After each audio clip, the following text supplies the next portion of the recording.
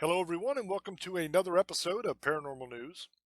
Tonight's article comes from Wired.com, and the headline is Are Radioactive Diamond Batteries a Cure for Nuclear Waste? It was published on 8/31/2020, and it was written by Daniel Oberhaus. This is a very interesting article. Researchers are developing a new battery powered by lab grown gems made from reformed nuclear waste. If it works, it will last thousands of years. In the summer of 2018, a hobby drone dropped a small package near the lip of Stromboli, a volcano off the coast of Sicily that has been erupting almost constantly for the past century. As one of the most active volcanoes on the planet, Stromboli is a source of fascination for geologists, but collecting data near the roiling vent is fraught with peril. So a team of researchers from the University of Bristol built a robot volcanologist and used a drone to ferry it to the top of the volcano, where it could passively monitor its every quake and quiver until it was inevitably destroyed by an eruption. The robot was a softball-sized sensor pod powered by microdoses of nuclear energy from a radioactive battery the size of a square of chocolate. The researchers called their creation a dragon egg. Dragon eggs can help scientists study violent natural processes in unprecedented detail. But for Tom Scott, a materials scientist at Bristol, volcanoes were just the beginning. For the past few years, Scott and a small group of collaborators have been developing a souped up version of the dragon's egg's nuclear battery that can last for thousands of years without ever being charged or replaced. Unlike the batteries in most modern electronics, which generate electricity from chemical reactions, the Bristol battery collects particles spit out by radioactive diamonds that can be made from reformed nuclear waste. Earlier this month, Scott and his collaborator, a chemist at Bristol named Neil Fox, created a company called Arconlight to commercialize their nuclear diamond battery. Although the fingernail-sized battery is still in a prototyping phase, it's already showing improvements in efficiency and power density compared to existing nuclear batteries. Once Scott and the Arconlight team have refined their designs, they'll set up a pilot facility to mass produce them.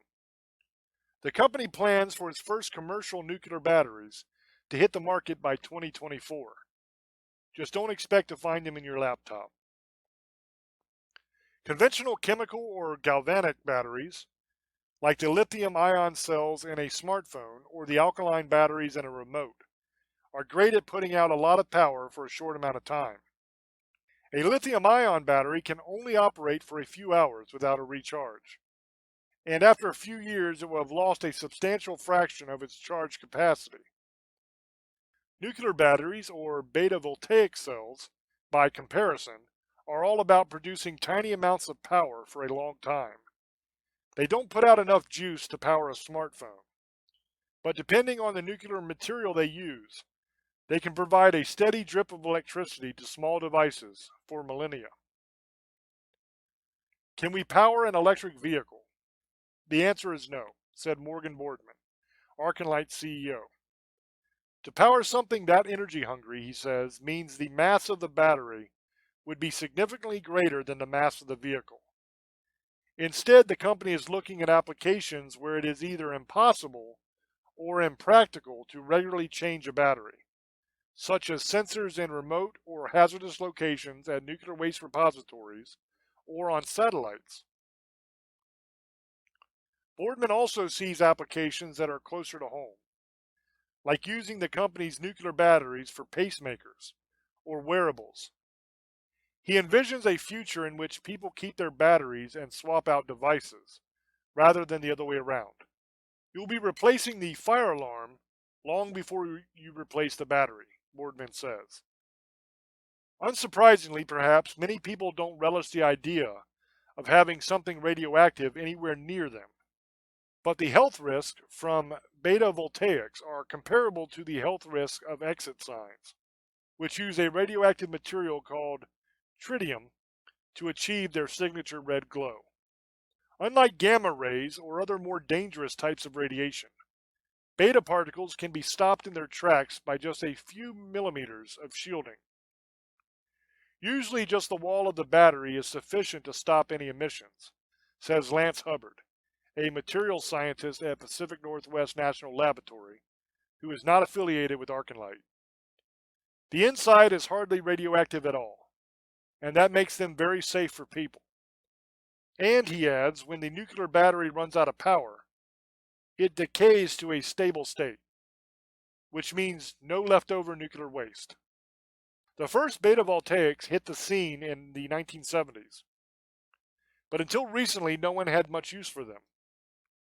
They were initially used in pacemakers, where a faulty power pouch can mean the difference between life and death, until they were eventually replaced with cheaper lithium-ion alternatives. Today, the proliferation of low-power electronics heralds a new era for nuclear batteries. These are a great power option for very small amounts of power. We're talking microwatts or even picowatts, says Hubbard. The Internet of Things was a driver for the renaissance of these power sources. A typical beta-voltaic cell consists of thin foil-like layers of radioactive material sandwiched between semiconductors. As the nuclear material naturally decays, it emits high-energy electrons or positrons called beta particles that knock electrons loose in the semiconductor material to create an electric current. In this sense, a nuclear battery is similar to a solar panel, except that its semiconductors soak up beta particles rather than photons. And like solar panels, there's a hard limit on how much power can be squeezed from a nuclear battery. Their power density drops off the further the radioactive source is from the semiconductor. So if the layers of the battery are more than a few microns thick, the power of the cell will plummet. Moreover, beta particles are randomly emitted in all directions, which means only a fraction of them will actually hit the semiconductor, and only a fraction of those will be converted into electricity. In terms of how much radiation a nuclear battery is able to convert into electricity, Hubbard says around 7% efficiency is state of the art. That is not very good. That's far from the theoretical maximum efficiency of nuclear batteries, which is around 37%. But that's where a radioactive isotope called carbon-14 may be able to help. Best known for its role in radiocarbon dating, which allows archaeologists to estimate the age of ancient artifacts. It can provide a boost to nuclear batteries because it can function both as a radioactive source and a semiconductor. It also has a half-life of 5,700 years, which means a carbon-14 nuclear battery could, in principle, power an electronic device for longer than humans have had written language. Scott and his colleagues at Bristol grow artificial carbon-14 diamonds by bleeding methane into a hydrogen plasma in a special reactor. As the gases ionize, the methane breaks down and the carbon-14 collects on a substrate in the reactor and begins to grow in a diamond lattice. But rather using this radioactive diamond in a conventional sandwich battery configuration, where the nuclear source and semiconductor are discrete layers, Scott and his colleagues patented a method to infuse the carbon-14 directly into a vanilla lab-grown diamond that's similar to what would be found on a ring. The result is crystal diamond with a seamless structure, which minimizes the distance the beta particles have to travel and maximizes the efficiency of the nuclear battery. Up until now, the radioactive source has always been discrete from the diode that receives it and converts it into electricity, says Boardman. This is groundbreaking.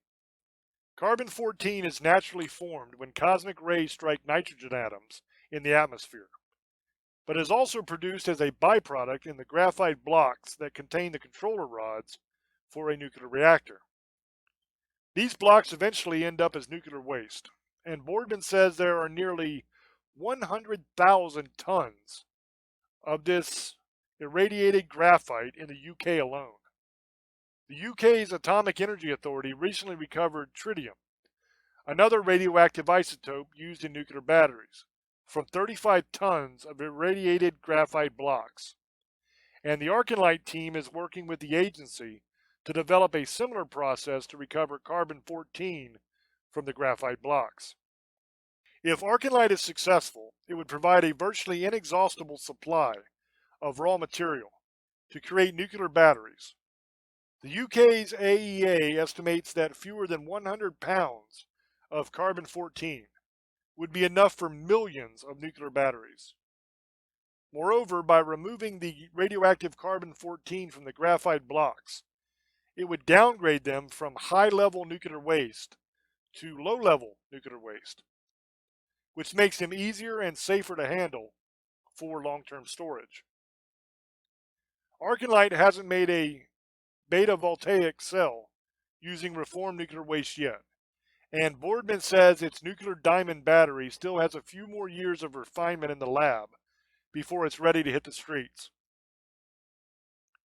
But the tech is already attracting interest from the space and nuclear industries, Boardman says. Archenlite recently received a contract from the European Space Agency to develop diamond batteries for what he described as satellite RFID tags, which would put out a weak radio signal to identify a satellite for thousands of years. And their vision doesn't stop at nuclear batteries either. Archenlite is also in the process of developing gamma voltaic cells, which would soak up the gamma rays emitted by nuclear waste repositories and use them to generate electricity. Archenlite is hardly the only group working on nuclear batteries. American companies like CityLab and Widetronics have been developing commercial beta voltaic cells for decades. These companies are focused on more conventional layered nuclear batteries that use tritium rather than carbon-14 diamonds as their nuclear power source. Michael Spencer, an electrical engineer at Cornell University and co-founder of Widetronics, says the radioactive material has to be chosen with its application in mind. For example, carbon-14 spits out fewer beta particles than tritium, but has a half-life that is 500 times longer. That's great if you need something to last forever, but it also means that carbon-14 nuclear batteries have to be significantly larger than tritium batteries to provide the same amount of power. Isotope choices present a lot of trade-offs, says Spencer. If the nuclear battery was once a fringe technology, it seems poised to break into the mainstream. We don't necessarily need or want all of our electronics to last for thousands of years. But when we do, we'll have a battery that keeps going and going and going and going and going. And that is the end of this article. Now, this was a very interesting article to me. The reason this is interesting to me is because it is showing that they are moving along in the process of finding ways to take advantage of the massive amount of nuclear waste that we have created as a species. And the cool thing about nuclear batteries is once they're used up, there's no more nuclear waste left. It's stable at that point, so it's safe. So in essence, what we're doing is we're taking all of this nuclear waste, which we had to store away for damn near forever, at least longer than any of us will be around, for it to finally degrade to the point where it was safe. And we're actually using it to power stuff, which is really, really cool. So we'll actually be able to use up a lot of the nuclear waste that we have sitting around, and that just makes a cleaner and better world for everybody. Very, very cool. So I hope you enjoyed this episode. If you did, give it a like and subscribe to the channel, and I will catch you on the next one. Till I speak to you again, love many, trust few, and do harm to none. God loves you, and so do I. Bye-bye.